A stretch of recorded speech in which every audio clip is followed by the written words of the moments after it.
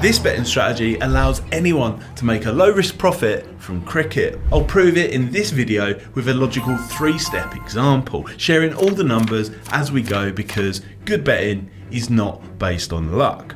By the end, you'll understand how a profit can be locked in regardless of which betting brand you use or where you are in the world. The IPL is perfect for this strategy, especially when you know where to look.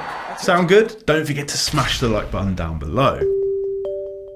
Step 1 is simple. So we need to start off by looking at which run lines are available in any given cricket match. Now I'm showing you an example with Bet365, but it could be any sports betting company. In particular, we're looking at the run lines which we think the game is likely to come close to. Historical data for the IPL shows that there's usually 170 to 190 runs in the opening innings, depending on the venue. For individual players' run lines, it's worth checking out the data on the relevant sites. For those unaware, when we bet on run lines, it involves betting on the total number of runs that will be scored by an individual, team, or both teams in a match. Typically, there will be an over or under figure for each of these bets. For example, this match's opening run lines are set at 187.5. Both under and over are priced at 5 to 6 in fractions, which is 1.83 in decimal odds. But it's worth remembering if you're using an exchange, the odds are usually 2.0. Now, don't panic and think that you have to predict the match's outcome. You certainly don't. The objective here is just to identify something that is close to what is expected. Finding the right bet isn't that hard with this strategy because run lines are a secondary bet type in cricket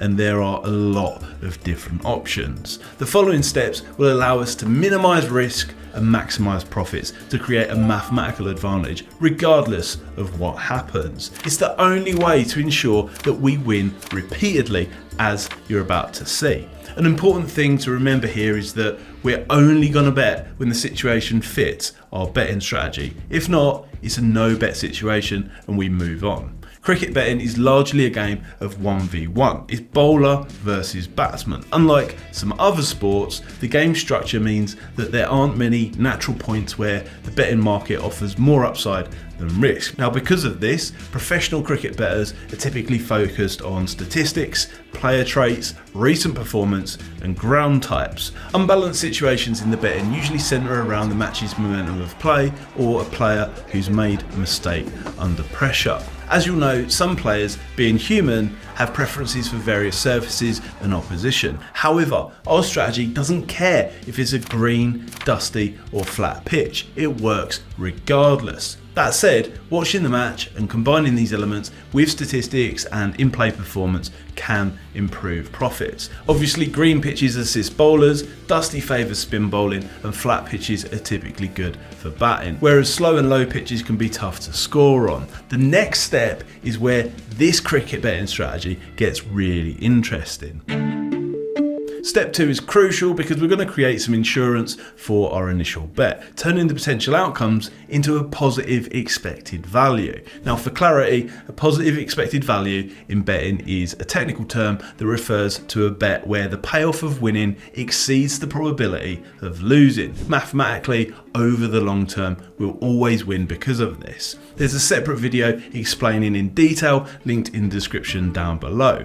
Now, to maximise profit, you need to ensure that you're getting the very best prices when doing this. For this, platforms like BettingAsia's Black is ideal. They provide a single point of access to multiple sharp betting brands and exchanges without restricting winning accounts. If they're available in your location, it's worth checking out. Getting the best value with this strategy is crucial for maximum bottom line profit because the second stage involves placing another bet with another provider on a very similar outcome. For example, if our original bet was on the under 187.5 runs throughout the match, then our second bet with another provider might be to bet on the over 180.5 runs. It creates a unique situation where potentially we get a big win or face a small loss. In some cases, there's no loss at all. Confused?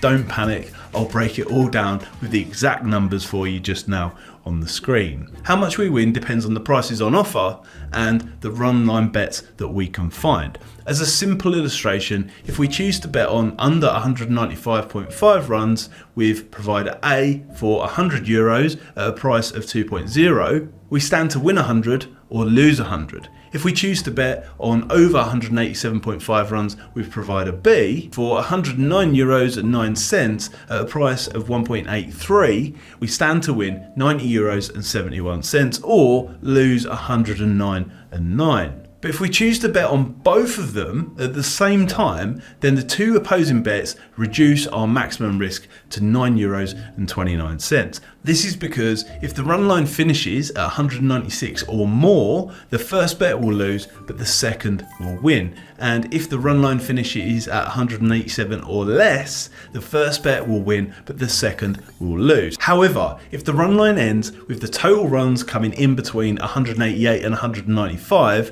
then both bets win because the final outcome is in the middle. The combined profit being €190.71, which is pretty cool when you consider that the risk was minimal, right? But there's more. Depending on which bets you have made before the match and what's happening in play, it's possible to enhance the bottom line with step 3.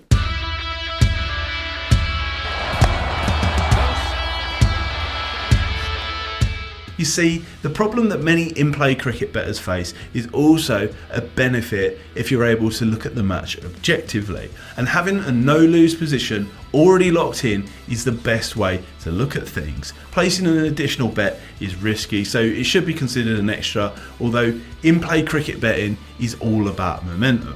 When individual players are under pressure, the situation often escalates. To us, as objective viewers, with a no-risk position locked in, it's possible to strategically place additional bets in play or cash out existing positions. Now, it's down to you how you play it, but personally, I prefer taking the risk-free option every time, just like this strategy here in the next video. Check it out now.